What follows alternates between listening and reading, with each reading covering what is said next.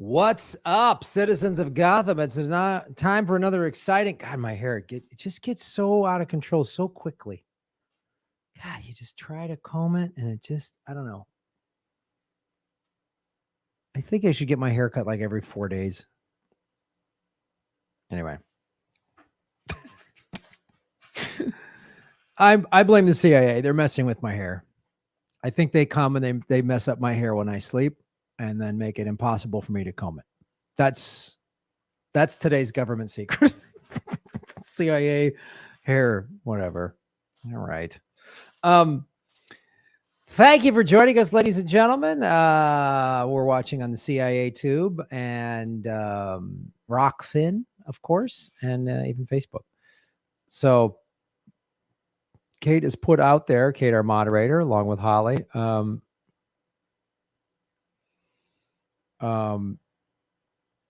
I don't know what this automated thing from Facebook is that during this broadcast, you can support my page. I don't write that. Facebook wrote that. I don't know what that is. I don't know what that is in the post. I didn't write that. Some robot is impostoring me. That's not a right sentence. That doesn't feel like a right sentence. We're also on Rockfin and, of course, the lovely CIA Tube. Hit the like button, share this out.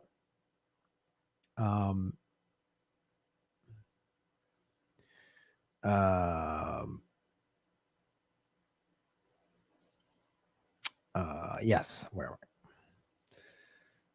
And of course, if you go to Patreon, you could get this and support us. You get this amazing Government Secrets mug that currently has kind of a fruit flavored black tea. I'm more of a green tea guy, but I don't know. I feel like I need just a little more caffeine for this show. And of course, we've been doing this now for the last 2 months, almost, just about. At the end, when the show ends, we jump on over to a bonus live stream where we do a segment, 1 or 2 quick little, segments over on Patreon. So if you go to patreon.com/government secrets, you can get bonus content and you support the show, which we very much appreciate. And yes, Lee is related to everyone. That's what we've discovered on the show. Lee is related to everybody. So let us start it, everybody. Let's bring them on. Ladies and gentlemen, welcome to Government Secrets, episode 91, with the 2 most censored comedians in the world, Lee Camp and Graham Elwood. Hey, man, how's it going? It's good, buddy. How are you doing? I'm doing all right. Yeah, someone in the chat said, are we learning this week that some other horrific historical figure that Lee's related to? Hey, the creator of American football is not a horrific American hero, but I mean American figure.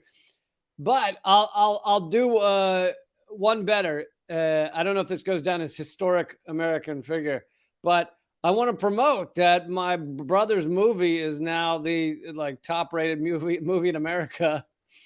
It's got 99% on Rotten Tomatoes. Everyone go out and see Marcel the Shell with shoes on. It's less political than some of my stuff, but I've seen the trailer for it and it looks awesome. And it's this character, I guess that your brother or Jenny Slate had been doing for a long, like they did short videos and then made it into a feature, basically. So when they were together, I think they were not yet married. They came up with the video and they showed it at a stand-up show. And then he put it on, it was like a 10-minute short, and he put it on Vimeo and it got like millions of views. And then I said to him, dude, you should put it on YouTube. People make a lot of money by putting it on YouTube. And he was like, YouTube's for like low level stuff. This is high quality, man. And I talked him into putting it on YouTube, and then it got 60 million views. So.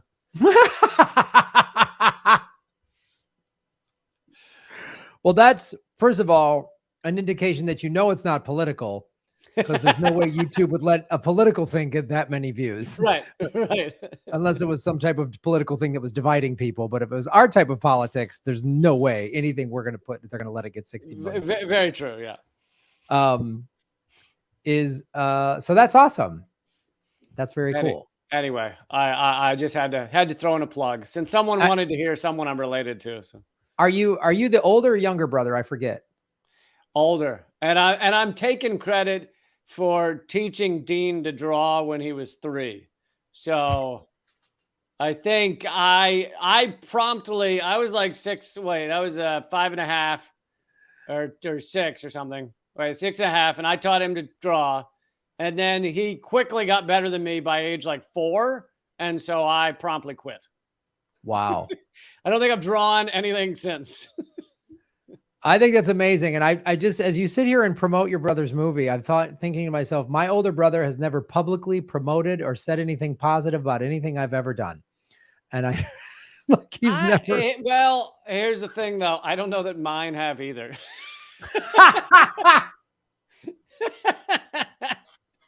I don't, not publicly, to friends.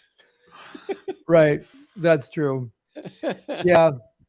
But even when I was like, whatever, doing game shows or the podcast festival, never happened. My Native American stand-up series that I directed, that's on Amazon Prime right now, nah, never.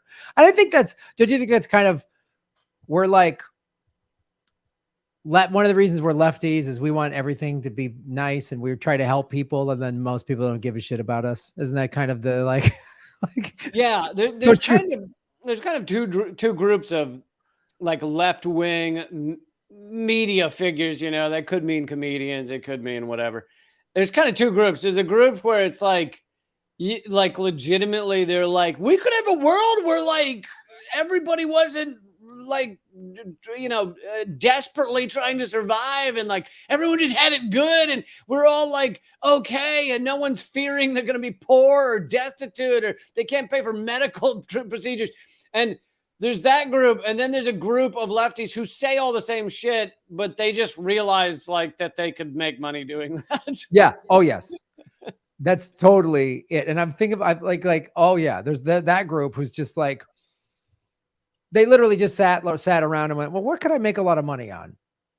Yeah. And then you'll see, because they'll quickly shift on a topic. They'll be like, oh, the right-wing topic seems to be popular. Cool. Let's do that then. Yeah. This stance is like actually costing me clicks or views. Oh, I'm going to abandon it then. I'm going to just bail on that. Yeah. I'm out. Turns out if I say Donald Trump's a good guy, I get like thousands of views. So yeah. Oh, it's fantastic. Yeah, it is fantastic. Yep, we are proud of you, Graham. Thank you, Venetia. Thank you so much. I don't know what somebody's posting the gas prices in the chat. Okay, that's good. What else was I going to say? I don't know. I'm sure it was great. What everything you say, Graham, is gold. I have to take that stance because nobody of any substance, like any big, I'm you're just kind of on your own. You know what I mean? And then when you help certain people, you help them, and then other people. All right. What do we want to talk about today, Lee? What fun stuff has our government done that we should all be proud of to be Americans? Well, are you asking me to go first here? I can go first. I don't care. It doesn't matter. We never planned this out. This is the thing that would make our. Oh yeah, if we're like one of those, what are they called? Producers. They would sort this out. They would sort this out. A producer would say, "Why don't you guys do this and that?" there would be a 12-second phone call before every show where they go, "Graham goes first," and then they hang up. Yeah, just something. I've looked at both subjects and I feel like this is the one that should go first, followed by that one. And we go, oh, okay, that's cool. Rather than every week we go, I don't know. Do you want to go first? Or do I want to? I don't mind going first. So yeah, I want to talk about goat balls because I know it's been like a couple of weeks, hasn't it? Yeah, it has. We've gone a couple of weeks without you talking about goat balls. I mean, this is sort of goat balls are sort of your Epstein, I think. They're my wheelhouse. All right. I think we can all admit I have goat balls down. You have a goat balls playlist on your YouTube channel, right? Is that correct? Yes, I do. A whole category of goat balls. There's men and women are different. Then there's the U.S. government is fucked up, and then there's goat balls. Those are my three Let's go. playlists. Oh, no. And then some like celebrity dating controversy. You Yeah, talk a about little bit of celebrities. that. Yeah. And you'll just bring this up anywhere. Just like someone will be like, oh, you know, I saw this movie. Yeah, and the thing and the government and the goat balls. Just the way I'm always can tie anything into Epstein. Like anybody. Right. Right. I'm like, well, you know, Kennedy was killed by goat balls. You know that, right? Bobby Kennedy had just invested in goat balls the day he was assassinated. So let's just say there's a goat ball connection within the Kennedy assassinations. So I went a bit adjacent to a true government secret in that the government didn't endorse this for most of the time, but I think it shows where American medical care was in the early 1900s. B, it shows that America was created, and like the true heroes, the ones who truly succeeded, were fucking charlatans and frauds. And evil, and most of them were evil too. And evil. And finally, I mean, and murderous. There'll be a bit of murder. And finally, there actually does we kind of fall ass forward into a true government secret of how they have suppressed third parties going back to the early 1900s. So yeah, get into all that. Before we get into that, I don't know anything about this subject, so I'm excited to learn about it.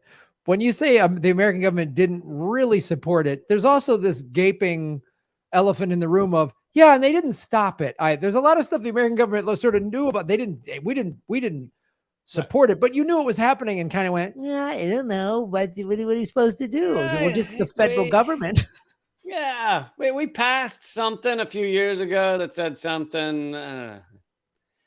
Yeah. So let's get into it. The man's name is John Brinkley, sometimes known as Dr. John Brinkley, although, as we'll get into, never a doctor. So just already built on a foundation of lie, like typical of any American thing. It starts.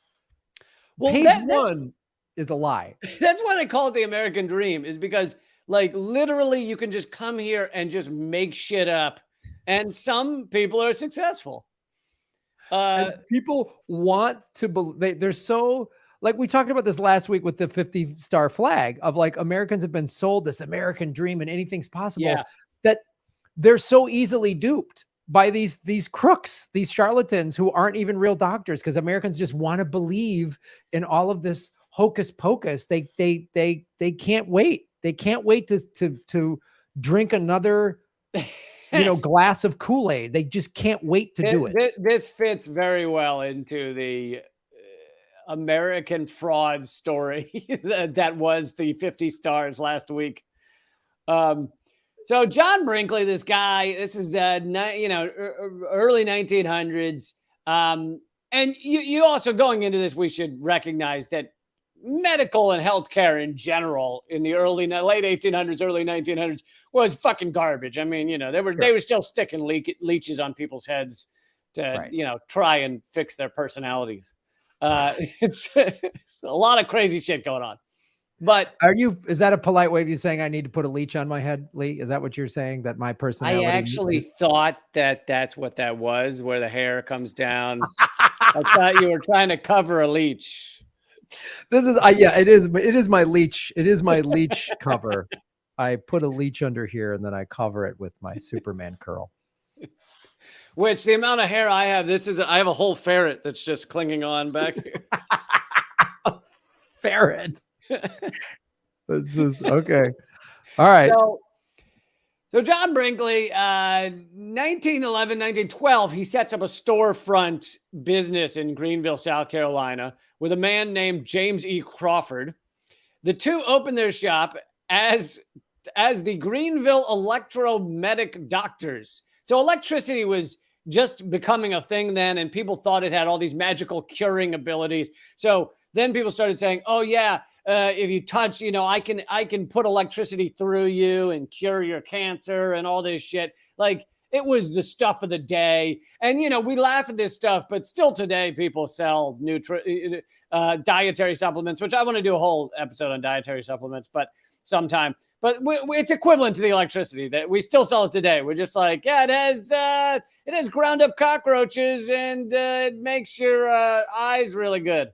Like that happens today. So yeah, I don't know. How much can you laugh at people that were like, oh, it has electricity in it? That'll help me. Anyway, the two open up a shop, in Georgia, and they placed advertisements to attract men who were concerned about their manly vigor.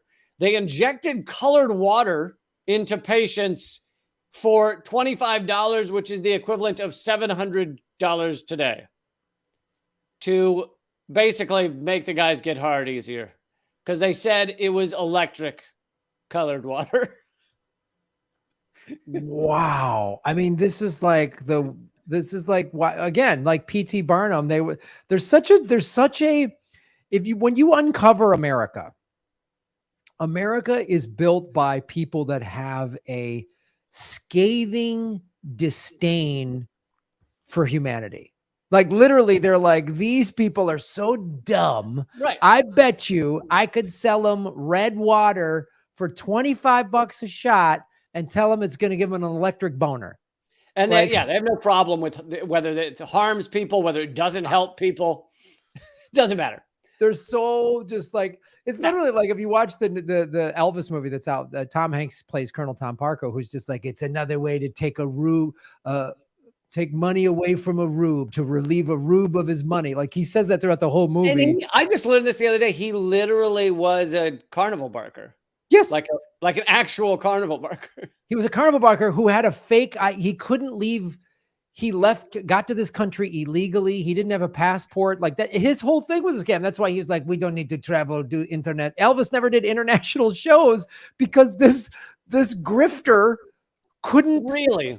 Oh yeah, you got to watch the movie. If this movie hadn't been made, I would do a government secrets on it. But now it's out. Like, he was such a scam artist. Wow. Like, and he just pumped Elvis full of drugs and just made him do 1 million shows in Vegas.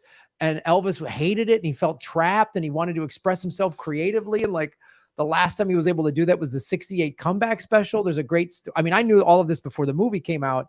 He's saying that song, If I Can Dream. Dr. King had been killed in April, and they were like, so Dr. King had just been killed. In the middle of rehearsing to shoot the special, Bobby Kennedy was killed. And Elvis is like, I got to say something about this. And he sang the song, If I Could Dream. And it's this beautiful song, and it's trying to give hope in a dark world. And, the Colonel didn't want him to do it. The Colonel wanted the '68 comeback special. That was supposed to be a Christmas special. Well, and also it hurts, any political statement hurts your possible income. Yes. So he wants the money. Yeah. Right.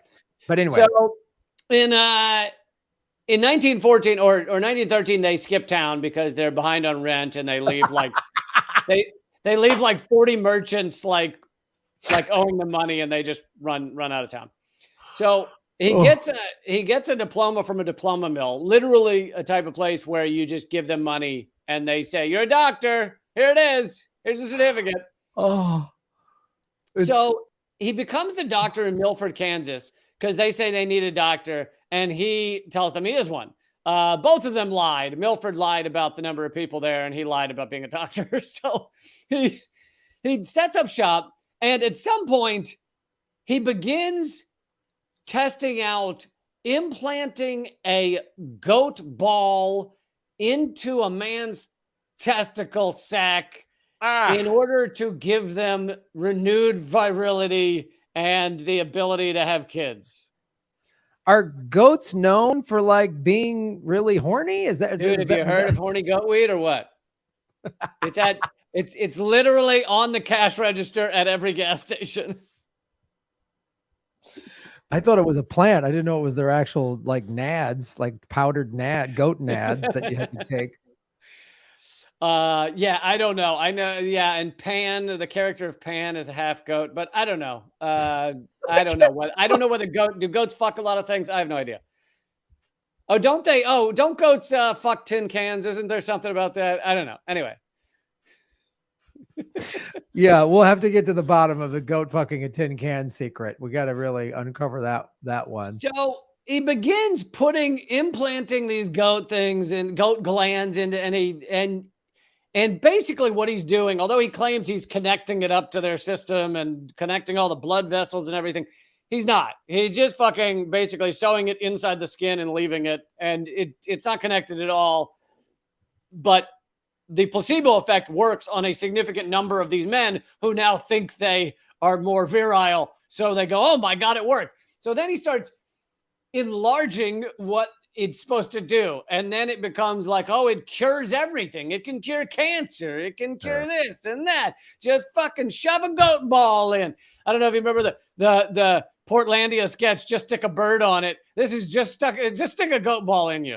Just, whatever ails you, stick a goat ball in and it'll fix things.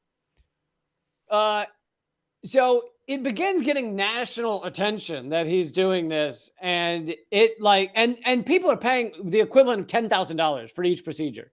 And he's got a line of people in Milford, Kansas, just out the door having goat balls stuffed into them. It's not that it was one weird quack alone in a town. This became a national fervor. Oh. So in the true sense of American, Trumpism, I'm not just gonna be the sensation here. I'm gonna do A, B, and C and be everywhere and become even richer. He then develops a radio station that becomes one of the first radio stations in Kansas and first really successful, larger radio stations. And it's a programming of entertainment, medical advice coming from a non-doctor who's shoving goat balls in everybody. He diagnosed all the nation's illnesses. And then there was a lot of evangelical Christian shit as well on there. Soon he's reaching a nationwide audiences. He's treating 50 patients a week who would travel across the country, paying the equivalent of $10,000 to have their goat testicles shoved in them. And he says this hurts my dick hearing this story. It just hurts my. I'm literally holding my dick right now because it hurts just hearing this story. Now imagine it's 1915 and you not just do you hear it, but you go, I got to get me some of that.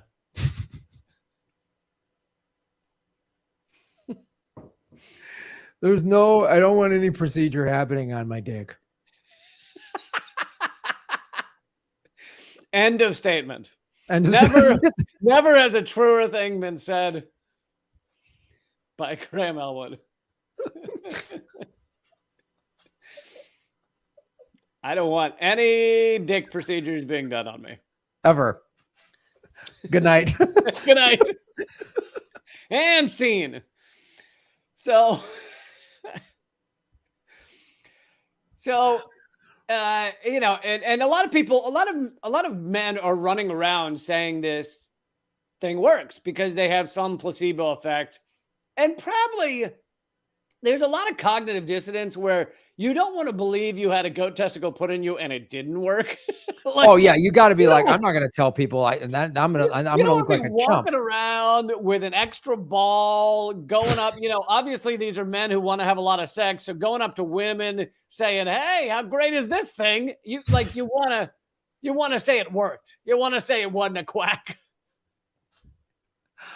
Oh, I just hope they're just walking up to women, just zip. Look at this guy, huh? Look at this goat ball. Right. Look at this third fella we got hanging around there. So not only is it not working, it's not curing cancer and all this shit, but on top of that, so slowly some people start to come after him and start to try and stop him.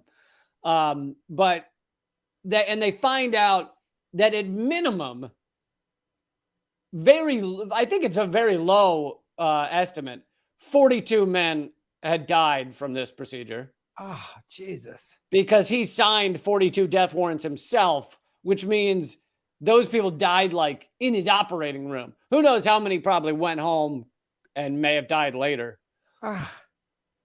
But that doesn't even count the fucking mass number of shit that went wrong and like fucking infections and God knows what else. Oh. And it doesn't count the number of women who laughed hysterically and left the room. Or the number of women went, wait, is that a goat ball? And then yeah.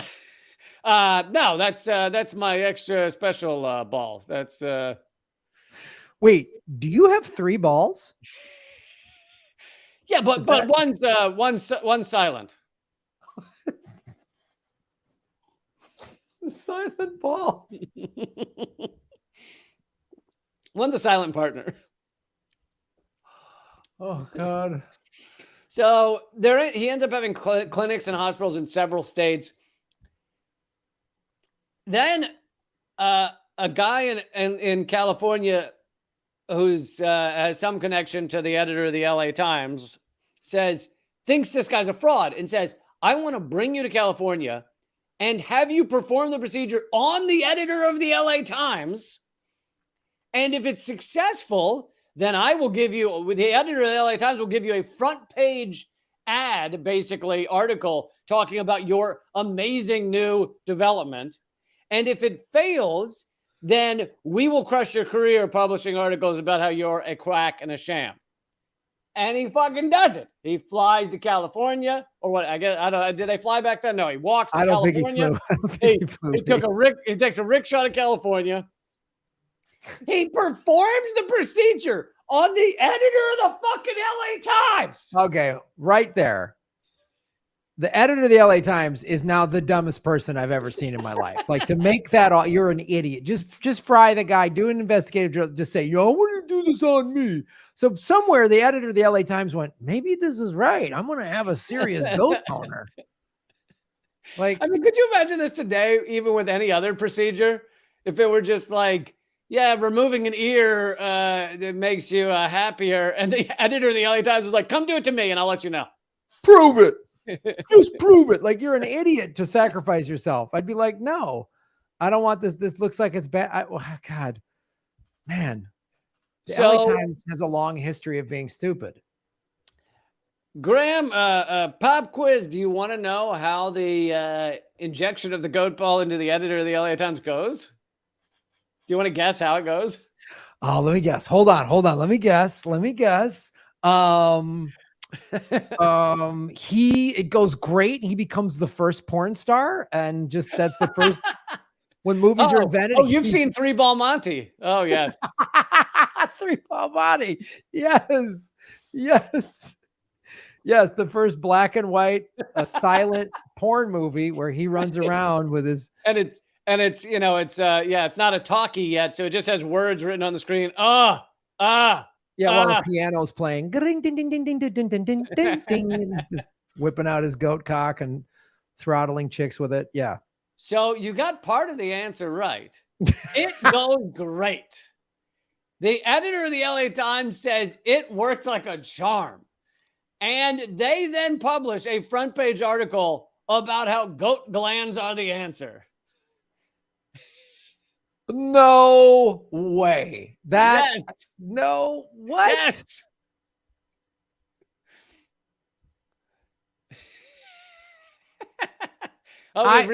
We've reached the silent portion of the episode where Graham stares off into space. Here's what happened. It went horribly, and the editor was like, I'm not putting in the news that my dick's not working anymore. I'm not putting that in the front page of my own paper because I was too stupid to just say this guy's a fraud without getting the dumb procedure. That's what happened. Come on.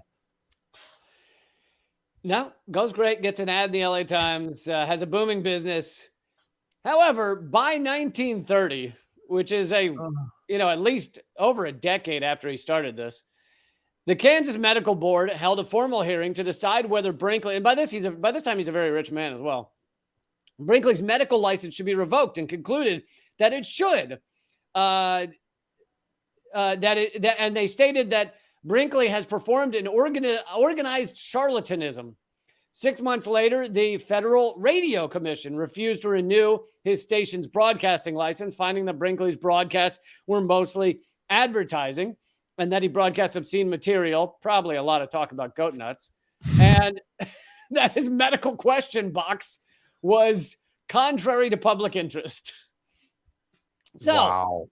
He turns to politics, and this is the part where it's definitely even more government related. Of course, a full-on liar fraud goes, you know what? I've been run out of this business. Why not go politics? That makes sense. Of course, that's of course. He had two choices. Well, show business really was just starting. So that's where you go. When you're a liar and a fraud, you either go to politics or Hollywood, right? Or Florida. Right. Hollywood or politics or Florida. So he runs for governor of Kansas in 1930. Now, he's a third-party candidate and running independent. And do you think they, as a third-party candidate, first of all, it is perfect that the fucking charlatan and a fraud and everything runs for governor of Kansas, and that he's rather popular. And simply, even if he weren't a fraud, simply that people were like, listen, this guy's been putting a lot of goat balls in dudes. I feel like he'd be a pretty good governor. I mean, clearly he knows his goat balls. It's not, I mean, would anyone that like the guy who invented Viagra is like, that guy should be governor? No one's made that leap of logic. Like, right.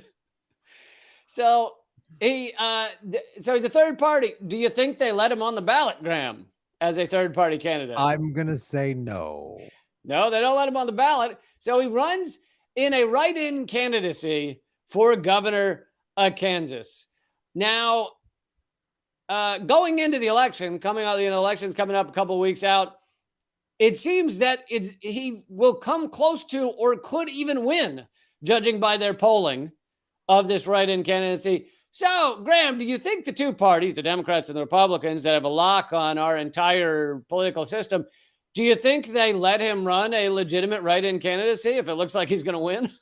Of course they do, Lee. We have a perfect, thriving democracy where freedom and the will of the people is always on display. We are currently living in that right now. And I really am appalled that you would even suggest anything as cynical as that our two parties would subvert the democratic process, because everybody involved in politics, especially the two parties, cares more about democracy than just winning and money. So I gave you half credit on the last question. This one you got wrong, actually. Okay, yeah. What? What? Lee? What? I'm sorry to inform you. 3 days before the election, the Attorney General of Kansas comes out and says that votes for write-in candidate Dr. John Brinkley, or John Brinkley, if you know he's not a doctor, will only count if you write in the exact way that he submitted his name to run for office, which was as J.R. Brinkley. If you write in John Brinkley, it doesn't count. If you write in John R. Brinkley, it doesn't count. If you write in Dr. Brinkley, it doesn't count. It only counts if you write in J.R. Brinkley, and 50,000 votes are thrown out. Oh, man. Gee, votes getting thrown out. It's like, has that happened like recently, like in a Democratic primary in 2016? Right. And has it ever been done against someone who the Democrats did not feel should be in their primary, perhaps? No, let's see. I can't think of anything. It's weird. And I certainly can't think of any doctors today that are like going on, I don't know, I'll just make stuff up, YouTube to push some sort of maybe let's say there's a big pandemic and there's a vaccine and they're just pushing crazy stuff out there because they can't get anybody else to believe them because they're not in any legitimate medical journals. Anyway, you were saying something about some stuff. Or Dr. Oz, right? What a heap of shit he's been.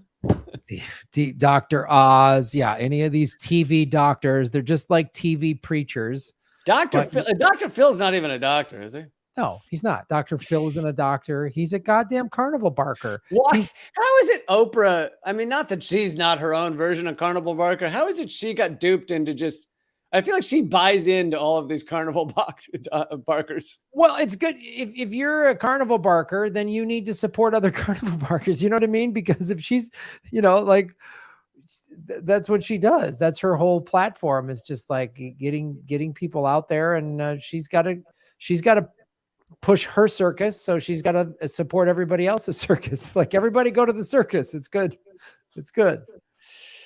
So he was, he was rigged out of winning the governorship. They continue to come after him. They destroy his business, rightfully. I mean, he was a fucking fraud.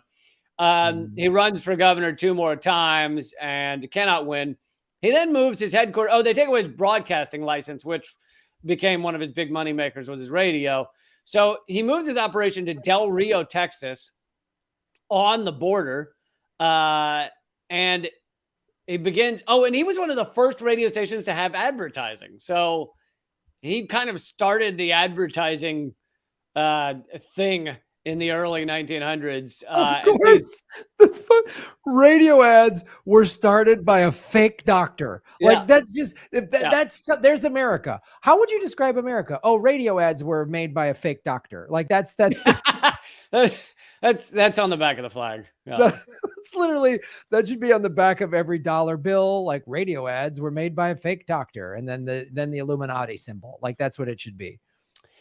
In 1938, Brinkley sued the editor of the Journal of American Medical Association for libel. In the trial, Brinkley was finally linked to a diploma mill, and it was finally discovered that he had no formal medical training, resulting in the collapse of his practice. During his last years, he was sued for malpractice, indicted for mail fraud by the federal government, underwent an IRS investigation, forced to declare bankruptcy, had 3 heart attacks. It's funny he didn't put a goat heart in. Brinkley died May 26, 1942, had amassed millions of dollars at the height of his career, yet died sick and nearly penniless. However, essentially by accident, because he was trying to find ways to continue to promote his goat ball business. He was an advertising and radio pioneer who didn't just begin the era of advertising and charlatans on the radio, but he also began the trend of, if you can't get a radio license, having a radio station in Mexico broadcast so powerfully that it broadcasts into the United States. Congress at one point passed a law just to stop him from broadcasting from Mexico, called the Brinkley Act, that was meant to make it illegal for him to call on a telephone into Mexico, which would then broadcast via radio back into the United States. However, at that time, he then switched to pre-recording his radio show and delivering tapes, a new technology, to Mexico to broadcast his show. So he didn't need the telephone. So therefore, their Brinkley Act did nothing to stop him. And he kind of invented podcasting.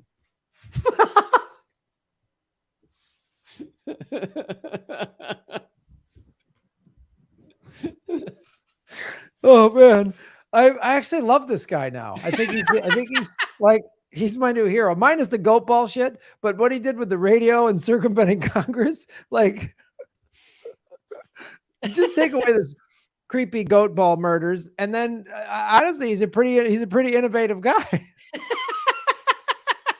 Graham's new bromance is with a goat ball injector who had quite a radio program. Oh, by the way, all of the early 1900s, like not all of them, but many early like 1930s, like Western musicians, like the Carter family and others, they got their start on his radio station. See, like, look, we've all, I spent a night in a Chicago jail. This guy injected goat balls, but other than that, he's, I mean, like we've all had a bad, we weren't our best selves. You know what I mean? Like, so You know, I spent a night in Chicago jail and I helped produce the Los Angeles Podcast Festival. I'm very proud of that once fact. snorted powdered possum. But that doesn't, that's neither here nor there. I was talked into something that I don't agree with now.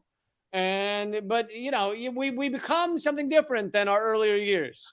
And this is the country that goat testicles built, is how I see this. Lee, look, I'm a prime example. I used to drink, you know what I mean? I used to eat meat. I used to get drunk and spend nights in jail. And now I'm this like vegetarian, sober hippie. And that, who's trying to do the right thing and be honest. Talk people into taking off their clothes on a game show on television. And yes. And that guy did goat ball surgery. Okay, so no one's perfectly, you know what I mean? Like, I did basic cable game shows where people ran on hamster wheels, and then another show they took their clothes off. But you know what I'm saying? And I got drunk and married a stripper in Vegas. But that's that guy. I'm not that guy anymore. Everyone thinks that's a joke right now. I know it's not a joke for sure. Everything I've said is true. Graham actually lived the movie The Hangover. Many people do not know that. When that movie came out, I was like, they must have. I know Zach. Zach knows my story. I mean, Zach knows I got married a stripper. I was like, he must have told Todd Phillips something about that, because I did that. Zach has never paid up for the writing of that film. I need a little taste. I need Todd Phillips to send me just a little taste. You know what I'm saying? Oh man, listen.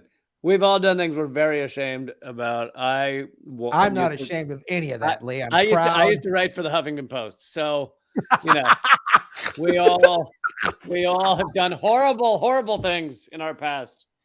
I phone banked for Obama, so we've all done horrible.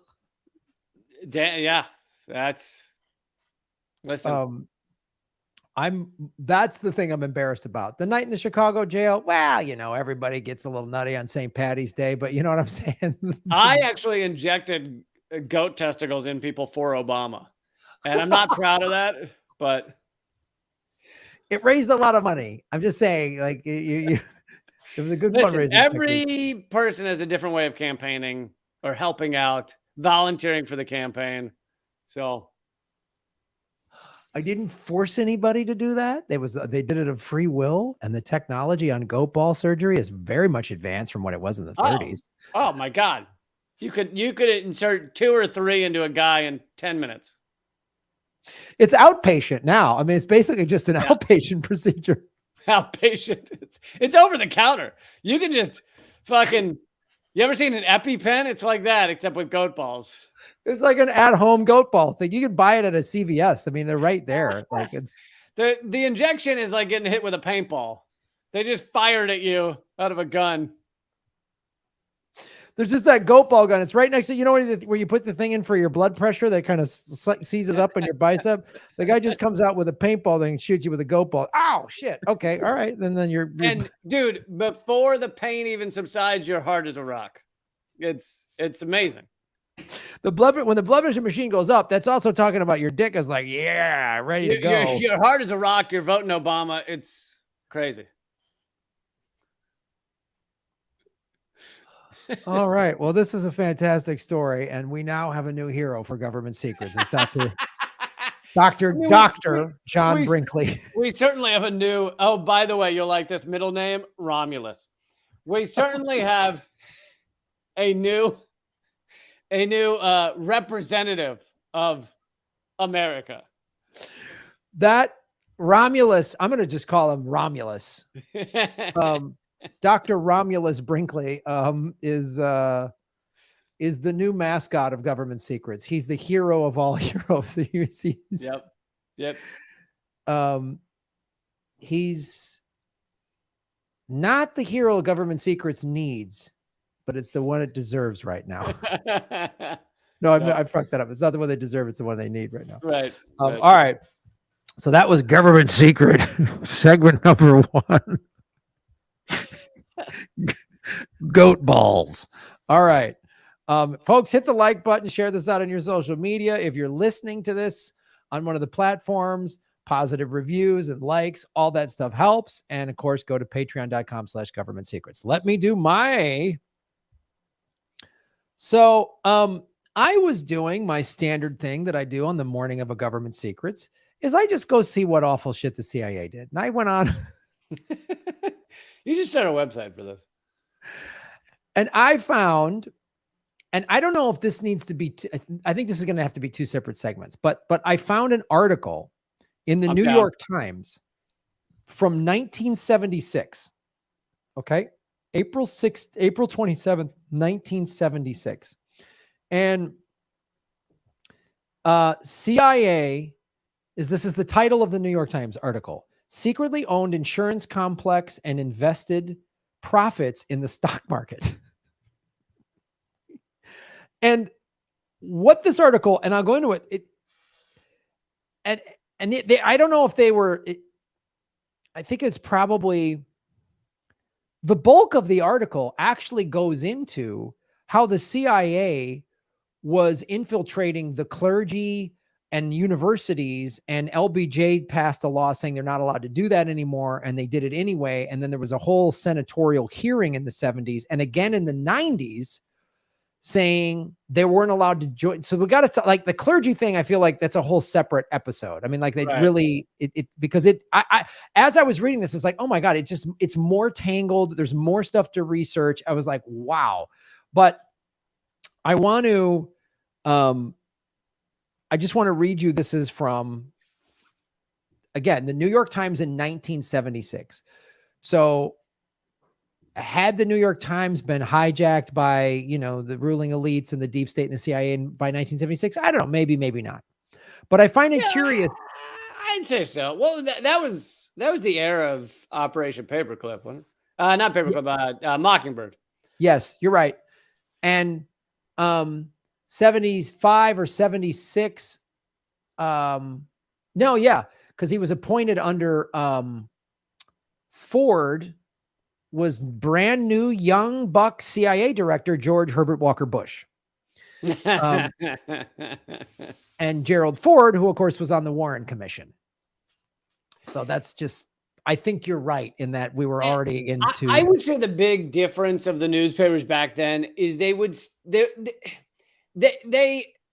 had been fairly heavily captured and infiltrated or whatever, but they still had there would still occasionally something would come out like the Pentagon Papers, where the government was very not happy that it had come out. Right. And that doesn't really exist anymore. No. And yeah, there was a clear, the government is not happy and pissed off. And the American people are like, wait a minute, you guys can't do that. And the American people were behind the journalists. I think the relationship with journalism is so contentious in America today because Americans know that the journalists are protecting the powerful, Yeah. So the Central Intelligence Agency secretly owned a complex of insurance companies whose profits were for years successfully invested in private securities, according to a final report of the Senate Select Committee on Intelligence Activities. So, and I want to go through this probably on a separate episode, the whole Senate Select Committee on Intelligence Activities. And I really want to see who was involved, what senators were on it, who was on the committee that was designed to go, there's always someone on the committee that the CIA has, one of their boys that's just like, well, I don't know that all we need to, Well, and also, even if they're not, not, it's not actually fully captured. Imagine you're a senator, a congressperson, you have this committee, you have a bunch of things, even if you're a genuine human being, let's say you're not a corporate shill fully, you're like a genuine human being, and you have these things you want to accomplish. Why would you think, the fight I should pick is the fucking CIA? Right. You're basically writing the death knell to your time in government, possibly your life. They just kind of know that it's like self-censorship. They just kind of know that's really dumb for me to go after the CIA. Well, that's also where you put it in, and that's a great point. You put it into the historical context. You're a senator in 1975, and literally 7 years ago, you saw Bobby Kennedy get killed under mysterious circumstances. You saw a lot of heads pop on TV. Yeah, you saw a lot of guys that were bucking the system, and you have at least some level of security clearance as a senator. You right? saw Kennedy, you saw JFK's head get hit from the front, and then them say that he got shot from the back. You saw that happen. Yeah. You saw like all this witness testimony where they said no, like the 21 Secret Service agents that, like, we covered this in the JFK and the Unspeakable, the 3-part series that you did, where it's like the 21 Secret Service agents were like, no, we saw a front entry wound. We all saw it. That Jackie Kennedy saw it, and you see all those people are like, and the Warren Commission goes, I don't know. People say crazy things after an assassination. Like, you're a senator who has access to this. You saw the Warren Commission worked. You heard what's whispered in the hallways. And so you're going to go, like you say, it has self-censorship. And we see it, I've talked to indie media YouTube people. Like, when I got demonetized a year and a half ago, several people that I know that were like, ooh, and they pulled back on certain stuff. They pulled back on it. They pulled back on Epstein. They pulled back on Epstein, or they pulled back on when talking too much of the war stuff. They pulled back on it. And then some of them did some stuff that they thought was going to be outside the lines, and they got a lot of clicks and views and went, oh, and they were sort of like, that's when, when they do stuff that's supposedly controversial, but if it keeps people divided, then they don't get deplatformed. But again, I've heard YouTube. Well, right. And you know which kind of conspiracy theories, I'm not saying they're all incorrect, but you know which ones are fine to talk about, because you'll see video after video about them, like the fucking endless array of videos about the Great Reset. It's not that the shit that, like, the World Economic Forum talks about isn't bad, but they wouldn't give speeches about it on video if they were worried about you talking about it. Right. And that's totally acceptable, because the Great Reset people, there's those conspiracy shows, but they also have videos about whatever, flat earth or aliens or whatever. So it's like, they're not going to throttle you because you're just out there in the ding dong Alex Jones world, and they'll let you thrive over there because you're Ancient Aliens is on fucking Discovery Channel. Yes. Yeah. It's, like the alien stuff is it's a legit conversation, but the way a lot of those conspiracy shows do it, the lizard people and whatever else, and the Great Reset, it's fine because it's like the thing you and I have talked about. People and some of those conspiracy people think that the ruling elites all get together in some castle and map out everything throughout the year or whatever, and they have this grand scheme, versus the constant greed. There's a bunch of greedy billionaires fighting with each other in certain instances. So going back to this, like, legitimate, and this is not crazy conspiracy of the World Economic Forum. This is documents of the Central Intelligence Agency that gets tax money to fund it, creating fake insurance companies. Like, this isn't some crazy, this is real. That's why it's insure people. Yeah, they actually insured people. They were functioning companies. This is the thing.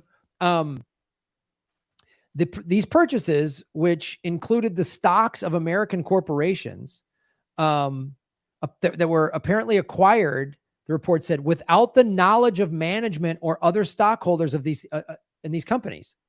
So the CIA formed these companies. They own them. They like either bought them out, and some of them were pre-existing, is my understanding, and some of them I think they created, but they built, and they had legit people in there who thought, oh, I'm on the board of directors of this insurance company, and meanwhile the CIA don't know they're owned by the CIA. Yes, they don't know they're owned by the CIA. And then that's just the first. This is the thing that's interesting about this article. The first 2 paragraphs talk about what is said in the title of the insurance companies. Then the rest of the article, the committee also found that the agency has continued to maintain secret relationships with several hundred faculty members at American colleges and universities, despite a directive from President Johnson 8 years ago that banned covert associations between the agency and scholarly institutions in this country. These instances were among a number of uncovered by the Senate committee in which the CIA's operations, directed chiefly at the collection of foreign intelligence, had substantive impact on a variety of domestic American institutions over the last 3 decades. So I'm curious as to why the story talks about fake insurance companies. They only spend 2 paragraphs on it, and then literally the rest of the article goes into the universities and religious groups like churches. So the committee found the agency, in attempting to influence world events and opinions to provide cover and security for its employees, had to organize and support its clandestine activities abroad, had established a complex and sometimes tangled network of covert relationships with the academic, business, religious, and financial communities in this country. Like, so I'm curious about 2 things. One, the information in the article, obviously, but 2, that the topic. Now, this isn't a physical newspaper, so this is before clickbait, or Right. So now we know that the reason they do this on a so you just read the title, read maybe a paragraph or 2, and then you don't scroll to the bulk of it. Like we've seen that in numerous like smear pieces, and then the last paragraph has something like, but some people don't believe that this is true, and there's some facts to maybe support that, but they just bury that in the article. But this was still probably buried because back then it was like, oh, this person's going to read this on the train into work, or at the coffee table, or whatever, the breakfast table or whatever. So they're going to read maybe the first page of it, but they're not going to flip to page 23 to read the rest of the article. Like they were already realizing that. It said, it said it included several hundred relationships with American citizens. So it found some real or potential improprieties in the agency's ownership of ostensible private corporations, which is the insurance companies, and its continuing relationship with American citizens, including several hundred scholars and professors. And I got to tell you this story. So my dad was a German theater professor. He spoke fluent German. He was a theater professor, and his PhD was in German theater history. So he spoke fluent German, and he got 2 different Fulbrights, which for people who don't know, those are research scholarships. One in Berlin in the 60s before I was born. I'm the youngest of 4. And then the second one in 1975 and 76 and both times were to teach and to study and to research in Munich, Germany. So my family lived in Berlin before I was born, when the wall was up, and in Munich when I was a kid. Mm-hmm. And my dad told me when we were older that because he was flying to Germany all the time, that somebody approached him and said, hey, would you be willing to just overhear stuff at some cocktail parties? Because again, this is back when it was West Germany and East Germany. Like there was West and East Berlin. And they contacted, and my dad said this, that they reached out to him. And my dad, and I started to put this together when I started doing this, my political vigilante show. He told me that they reached out and said, would you be willing to just, listen at some cocktail parties in Berlin? To like gather information for the CIA. Yeah. And he was like, and he said no, because my dad goes, I read a lot of spy novels. He goes, I don't want to be in that world. It's fun to read those novels, but I'm just a school teacher. I don't want to do that. My father also was in the Air National Guard as a code breaker.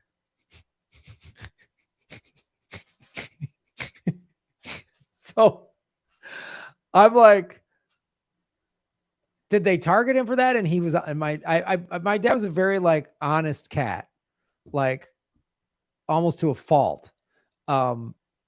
So is that why they targeted him? Or did my dad work for the CIA and he didn't tell him? Like, I don't think he would have told us the story that they approached him and he said no. If he worked for them, he just never would have told us that story. That's my guess. Right. It would, because it would get people asking questions. It'd get people asking questions. I think he would have just said, he never would have brought it up. Right. So I believe him that he said no, but I was like, wow. I think they at the very, if my father is telling the truth, which I believe he was, they wanted my dad to be one of these hundreds of scholars and professors to go collect information. Basically, like apparently Houdini was. Yeah. Houdini was asked to perform at all kinds of foreign governments and stuff, and he would just report back like what he saw. I'm sure. And it's like, I mean, they had to do a huge background check. I mean, any comedian that performed in the war zones, they did a huge DOD background check. And I mean, there was a time where like reporting back for America, you could probably be proud of that. Like when you were up against the Nazis and shit, there was a time where you could have been somewhat proud of that. Yeah. And again, my father grew up, he was a child during World War II. So he grew up with that. Like one of his older brothers fought in World War II. That's pretty cowardly to be a child during World War II. Yeah, it was cowardly. So, I mean, my father, who was a big lefty peacenik, joined the National Guard because he felt it was his duty to serve his country, because he grew up as a kid in World War II, where it was like you say, if you were asked, if he was a college professor during World War II, he would have said, "Oh, absolutely." Like I'm sure he would have said, "Yeah, this is I'm going to help the war effort. I'm going to report back, on stuff that I'm hearing." So it's, and I think he still had some of that. Now in the 70s, he was a college professor at University of Wisconsin-Madison, where there was a huge anti-Vietnam War effort. And he started to realize, oh, wow, the Vietnam War is bullshit, Watergate, the Kennedy assassination. Right. Like he saw all that as a young man, like in his 20s or 30s, and was like realizing this is nonsense. Yeah. So like, I think he was already at the place of like, yeah, I'm starting to not trust my government. Like he was raised in that apple pie, trust your government, right? And everybody's, yeah. But so this is, someone in the chat said I should write my autobiography. I've had an interesting life. Yeah, I have had an interesting life. I saw Dachau at age 6. I saw the Berlin Wall at age 6. It's yeah. I'll never forget East German guard towers with machine guns. I'll never forget looking at that. And then all the little grave sites along the wall. I'm like, what's that? Those are people that tried to jump over the wall and they got gunned down. Like, oh, cool. Like Germany seems like a messed up place is what my yeah. Which is why like any pushback we're getting from venues there makes me want to go there even more. We won't get into that. But at age 6, you were like, I think Dachau was pretty good, but it just didn't hold up to Auschwitz. There were a couple of places I felt it was too on the nose in some areas. Yeah, that's what it was. I wasn't 6 years old going, what the hell world was I born into? This place is horrible. Right. Like age 6, I was like, oh, that's cool. I don't trust humans. Yeah. I'm out. That's cool. Like I'm just steer clear of these human things. This is no, I'm going to pick a profession where I'm all alone on stage. And then I just get into a car and leave. Like, so that's, and there's more to this story, and we should probably do it I should do it on a separate episode going into the actual infiltration of the clergy. But I wanted to point out that this insurance companies, what they would do is then take the profits from the insurance companies and funnel them back into the CIA to fund operations. Right. So they, so they didn't have to ask the U.S. government for it because they didn't want the U.S. government to ask questions as to what the fuck they were up to. But that was back in the time when the U.S. government might ask what they were up to, whereas nowadays. Well, this Senate Select Committee on Intelligence Activities, there's no way we're not going to have another one of those now. If we did, it'll be a complete kangaroo. It'll be worse than the Maxwell trial. I'd love to walk into that office. It's just an empty office with like a rotary telephone in the middle of it. And just like, one of those boards with magnets that you can like put together sentences like on a fridge. You know what I'm saying? That just let's just say, I'm hungry for ice cream. The CIA infiltrated companies or whatever. Like, And there's like one intern working there, just like making coffee. yeah. Like What's your job here? I just am supposed to make coffee every 2 hours. I'm supposed to answer the phone, but it hasn't ringed since 1976. But this phone doesn't even have a dial tone. It's not even working. Yeah, they're trying to get on that. I don't ask questions. There's good benefits. Yeah, the benefits are great. I always duck out early, and I usually take a half day on Friday, so no one bothers. So it's kind of great. Dude, the parking validation stamp, they just give it to me. I can stamp my own validation. Dude, and we're near the stadium. So I'll just come here on game day and I'll park for free. And then I walk over. It's fucking great. Yeah,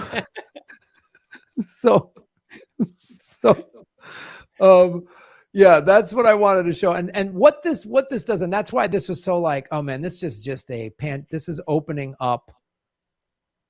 I mean, this is a rabbit hole because if as you said, you make a great point. If they're taking the profits from a like either a shell corporation and funneling it back in, so we could just assume they just did this with a couple insurance companies and they didn't do this with any other businesses ever. Let's go to sleep. Episode's over. Actually, we could do a whole episode on this. The CIA's now has a venture capital arm called InQtel that helped create Google. Like, oh yeah, and Google is all just data collect. If you read When WikiLeaks Met Google, it's all Eric Schmidt is basically a CIA spook who's just Google's whole purpose is data collection for the intelligence community. I mean, I bet you we uncover this. You're just going to find out like Six Flags, Great America. That's the CIA. You know, so they can just see like what funnel cakes people throw up on this roller coaster, so they can use it to torture people and Gitmo or whatever. Like. I was like, this man, did I just pull a string that is gonna like uncover everything more so than like I was like, wow. And that's why, like you say, in the same way these senators didn't want to pull back, I'm sure the New York Times was like going into this article, but it's still just repeating what the select committee came up with. There's no like deep dive. It's not like the New York Times journalist went the way, because you and I, we read this and we all of a sudden have 15 more questions. We're like, okay, well then this is probably this and this, like we just said. The New York Times is doing that thing of like, well, this is what the Senate said. Okay, now next page, there's coupons for shoes. Like they just like just you know, it's like, we reported it. We said we did our jobs. Thank you. Good night. Like, why is it telephone book starting in the D's? Why is that? Why is that pages 13 through 17? And then it appears to be a transcript from Mary Tyler Moore show, I think. Oh, Lou, you know, just what? Oh, what does that have to do with anything? Exactly. Like, so we can all assume that the CIA, in addition to getting its budget from the U.S. taxpayer, is off the books, probably has its funding. It's probably it's making $1 billion a year through all of these whatever fake corporations that it owns to keep its funding. Because that's all the CIA has ever wanted to do, is be completely autonomous and not have to answer to the president, which is why they killed JFK, and Congress and the Senate. And now they don't have to, because it's like, you know, government money, there's usually some type of paper trail. But if you're just like, wow, we got all these fake corporations, it's like well, and now that there's $21 trillion of unaccounted for adjustments at the Pentagon, there really is no paper trail. Right. They're just like, oh, and the New York Times, my favorite was the New York Times put out an article trying to defend basically the $21 trillion of unaccounted adjustments at the Pentagon. And one of the key justifications was generals are not great bookkeepers. Oh my God. I love it. Like, come on, guys. These are guys thinking about how to organize tanks. You can't expect them to work a calculator. Like, like literally the idea that well, this guy, he really knows how to go to war. So he misplaced $21 trillion. Like, Lee, you're trying to tell me I'm supposed to go into combat and know where my wallet is? I mean, like, Lee, it's a and know where 21 trillion wallets are. Look, I mean, I've said this before. Look, I've lost it. I remember I found at least 5 trillion under my couch. I mean, it had been there for a year. I didn't even realize it. There's $1.5 trillion in an old jacket. You know, I haven't had to use a winter. I haven't gone skiing since before the pandemic. There's probably a couple trillion in my ski jacket. I mean, of course. Oh God, the ski jacket. Yeah, of course. I mean, let's. My dog chewed up. I think it was 2 trillion, and I didn't even know it. And look, if you can misplace $21 trillion and not miss it, clearly you don't have the money to hire CPAs. That's why the bookkeeping has to be done by these bungling generals. I mean, they're good at a couple things. Or the other great moment is Defense Secretary Gates. He served under Bush, I believe, and Obama. Maybe I think he continued under Obama for a bit.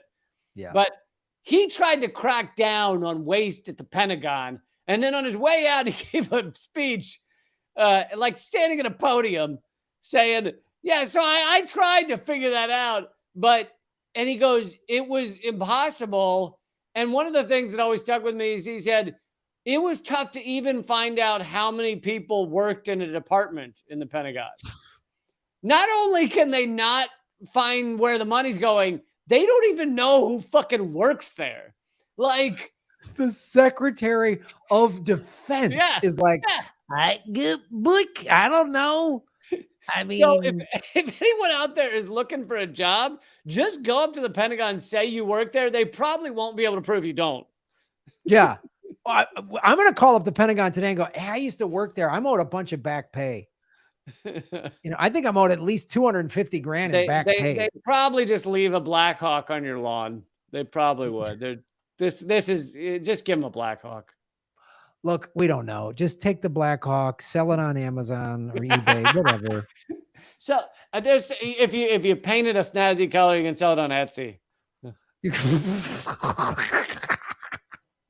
Well, Etsy has a whole Black Hawk and pull down menu. Yeah. A pull down menu of all these Black Hogs. I think there's some Apaches on there too. Really fun Apaches that can they can blow up a whole city and like. Oh, dude, cultural appropriation is the rage on Etsy. You can get an Apache helicopter and feather earrings for like they come together as a joint gift. Well, those are both great things to take to Coachella.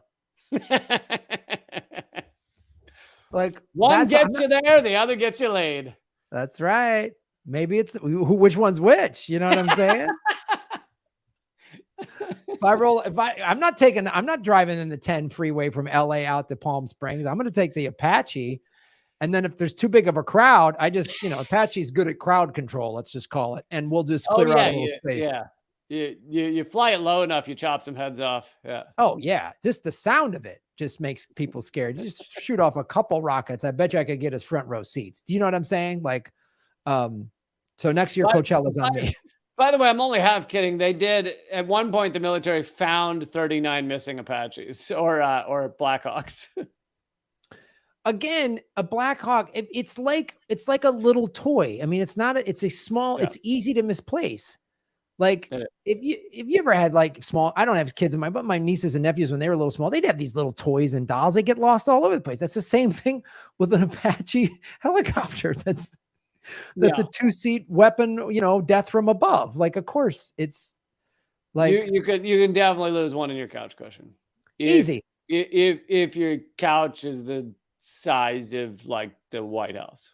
Right. And has enough armament on it to level like downtown Denver. Like, yes, then you can have an Apache. So, oh, please, you guys, before we close up the episode, we're going to start a GoFundMe for some accounting software for these generals at the Pentagon that are having a tough time. You know what? Listen, if there's one thing I learned from Dr. Brinkley, this is how America works. You send us the money, we'll get it to the Pentagon. Just send all money to us. Yes, absolutely. I'm really going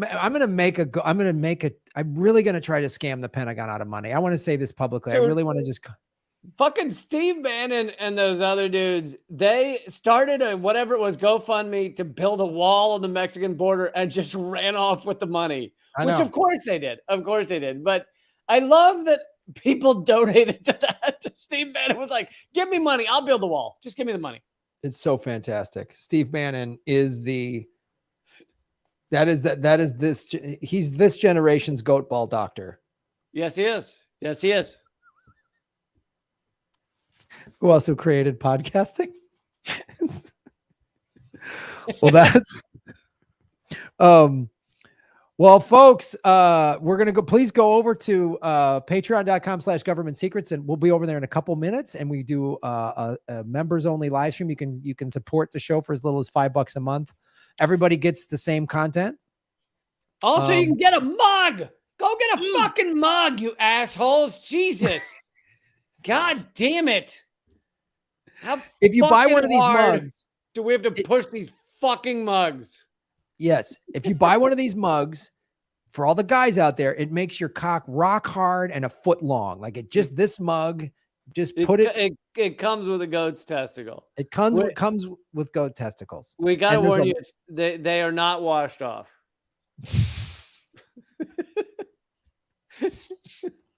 It makes anybody, male or female, just a sexual dynamo. If you buy this, just a hot sex farm, just everything's great. Hot sex farm. Whatever you think. There's a lot of sex. Listen, that mug has put a lot of backs on mattresses. All right. Oh man, this mattress. Oh my God, this is like. Oh, I forgot we have a mattress cam. We have a mattress cam. Real quick before everybody leaves, let's get a quick bump from the mattress cam, everybody. Yeah, mattress cam. Look at the mattress cam. That's just for you guys. Thank you for supporting our show. Check out Ron Placone and I on the road this month. We're going to the Pacific Northwest. Portland will be there July 28th. Seattle will be there July 29th. And Vancouver, Canada, we will be there July 30th. Get your tickets at GrahamElwood.com. Also, this Sunday, if you happen to be in Waikiki, I'm doing a show at the Blue Note. Again, go to GrahamElwood.com. Lee, do you have anything you'd like to say? No. Folks can check out all my shit at leecamp.net. Actually, go become a member at leecamp.net as well. But, if you want our extra content, I'd love to see you over on Patreon. Go to Patreon right now, folks. We will see you over at patreon.com/government secrets. And this has been Government Secrets, episode 91, fake insurance and goat balls. All right, buddy. I'll see you over there. Later. Bye. Thanks, everybody. Thanks for supporting the show. Thank you to Alfred Deslibe. Shave Your Knuckles for Justice at rockman.com/Graham Elwood. Gun Lovers, Gun Towers, sung by Bowie in Heroes, and the guns shot above our heads. Nice. That's our show, everybody. Thank you to Kate, our moderator. And thank you to all of you. We will see you over. Go to patreon.com/government secrets. We'll be over there in like a minute or two. Thank you so much.